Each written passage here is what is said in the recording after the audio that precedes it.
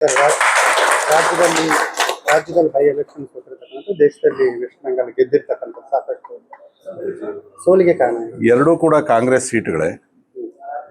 ಆದರೂ ಕೂಡ ನಮ್ಮದು ಆಡಳಿತ ವಿರೋಧಿ ಮತಗಳು ಬರ್ಬೋದು ಅಂತ ಅಂದ್ಕೊಂಡಿದ್ವಿ. ನಮ್ಮ ನಿರೀಕ್ಷೆಗೆ ಹತ್ತಿರಕ್ಕೆ ದಾವಣಗೆರೆ ಬಂದಿತ್ತು. ಯಾಕೆಂದರೆ ಮೊದಲೆಲ್ಲ 35-45 ಸಾವಿರ ಏಕಪಕ್ಷೀಯವಾದಂಥ ಚುನಾವಣೆ ನಡೀತಾ ಇತ್ತು. ಆದರೆ ಇವತ್ತು ಒಬ್ಬ ಬಡ ಅಭ್ಯರ್ಥಿಯನ್ನು ಇವತ್ತು ನಾವು ಸ್ಪರ್ಧೆಗಿಳಿಸಿದ್ವಿ. ಜನ ಕೂಡ ಅವರಿಗೆ ಬೆಂಬಲವನ್ನು ಕೊಟ್ಟು ಕೇವಲ 7,000 ಮತಗಳ ಅಂತರದಿಂದ ಸೋತಿರ್ತಕ್ಕಂಥದ್ದು ಸೋಲು ಅಂತೇನು ಅನಿಸಲ್ಲ. ಸಹಜವಾಗಿ ಆಡಳಿತ ಪಕ್ಷ ಇರೋ ಕಡೆನೇ ಬೈ ಎಲೆಕ್ಷನ್ ಗೆಲ್ಲುವಂಥದ್ದು.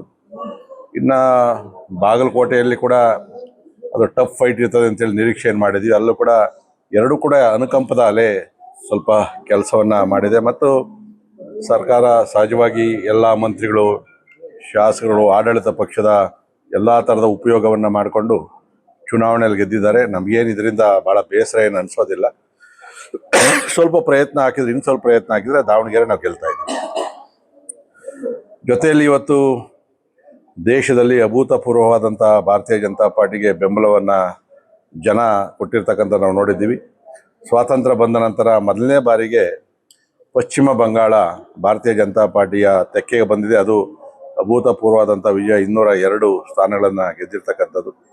ಯಾಕೆಂದರೆ ಅದು ನಮ್ಮ ದೇಶದ ದೃಷ್ಟಿಯಿಂದ ಆ ರಾಜ್ಯ ಭಾಳ ಪ್ರಮುಖವಾಗಿರ್ತಕ್ಕಂಥದ್ದು. ಇವತ್ತು ಇಡೀ ದೇಶದಲ್ಲಿ ಬಂದಿರತಕ್ಕಂಥ ರೋಹಿಂಗ್ಯಾಗಳಿರ್ಬೋದು, ಬಾಂಗ್ಲಾ ವಲಸಿಗರು ಅಲ್ಲಿಂದನೇ ಬಂದಿರತಕ್ಕಂಥದ್ದು. ಯಾಕಂದರೆ ಬಾರ್ಡ್ರನ್ನು ಕ್ಲೋಸ್ ಮಾಡಬೇಕು ಅಂತಂದರೆ ಕೇಂದ್ರ ಸರ್ಕಾರಕ್ಕೆ ರಾಜ್ಯ ಸರ್ಕಾರ ಭೂಮಿಯನ್ನು ಹಸ್ತಾಂತರ ಮಾಡಬೇಕು. ಅದಕ್ಕೆ ಮೊದಲಿದ್ದಂಥ ಕಮ್ಯುನಿಸ್ಟ್ ಸರ್ಕಾರ ಇರ್ಬೋದು, ಕಾಂಗ್ರೆಸ್ ಇರ್ಬೋದು, ತೃಣಮೂಲ ಕಾಂಗ್ರೆಸ್ ಇರ್ಬೋದು, ಇಲ್ಲಿಯವರೆಗೂ ಆ ಗಡಿಯನ್ನು ಕ್ಲೋಸ್ ಮಾಡೋಕ್ಕೆ ಕೇಂದ್ರ ಸರ್ಕಾರಕ್ಕೆ ಜಾಗವನ್ನು ಹಸ್ತಾಂತರ ಮಾಡಿರಲಿಲ್ಲ. ಅದು ರಾಜ್ಯ ಸರ್ಕಾರ ಮಾಡಬೇಕಾಯ್ತು. ಇವತ್ತು ಮೊದಲನೇ ಬಾರಿಗೆ ಭಾರತೀಯ ಜನತಾ ಪಾರ್ಟಿ ಅಧಿಕಾರಕ್ಕೆ ಬಂದಿರೋದ್ರಿಂದ ನಮ್ಮ ದೇಶದ ಆ ಗಡಿ ಭಾಗ ಭದ್ರತೆ ಆಗ್ತದೆ.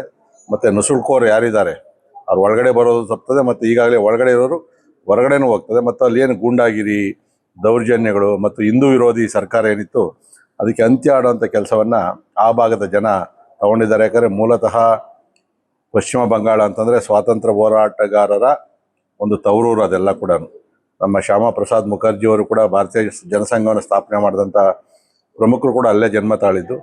ಇವತ್ತು ಭಾರತೀಯ ಜನತಾ ಪಾರ್ಟಿಗೆ ದೇಶದಲ್ಲಿ ಆ ಒಂದು ರಾಜ್ಯ ಗೆದ್ದಿರ್ತಕ್ಕಂಥದ್ದು ಭಾಳ ದೊಡ್ಡ ಒಂದು ಗೆಲುವು ಅಂತೇಳಿ ಭಾವಿಸ್ತೀನಿ.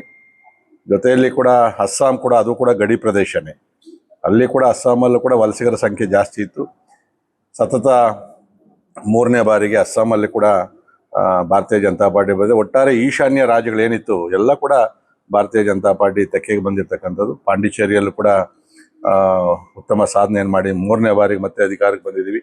ಕೇರಳದಲ್ಲಿ ಮೊದಲನೇ ಬಾರಿಗೆ 3 ಜನ ಶಾಸಕರು ಗೆದ್ದಿರ್ತಕ್ಕಂಥದ್ದು.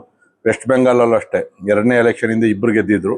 ಇವತ್ತು ರಾಜ್ಯ ಹಿಡಿದಿದ್ದೀವಿ. ಕೇರಳನೂ ಕೂಡ 3 ಸೀಟ್ ಹಿಡಿದಿದ್ದೀವಿ. ಮುಂದಿನ ಬಾರಿಗೆ ಹತ್ರ ಸರ್ಕಾರವನ್ನು ರಚನೆ ಮಾಡುವಂಥ ಒಂದು ಇದಕ್ಕೆ ಬರ್ತೀವಿ. ಇವತ್ತು ಸನ್ಮಾನ್ಯ ನರೇಂದ್ರ ಮೋದಿಯವರ ನಾಯಕತ್ವಕ್ಕೆ ಜನ ಬೆಂಬಲವನ್ನು ಕೊಟ್ಟಿದ್ದಾರೆ. ಅಮಿತ್ ಶಾ ಅವರ ಚಾಣಕ್ಯ ತಂತ್ರಗಾರಿಕೆ ಏನಿತ್ತು ಅದಕ್ಕೆ ಇವತ್ತು ನಾವು ಆ ರಾಜ್ಯಗಳನ್ನು ಗೆದ್ದಿರ್ತಕ್ಕಂಥ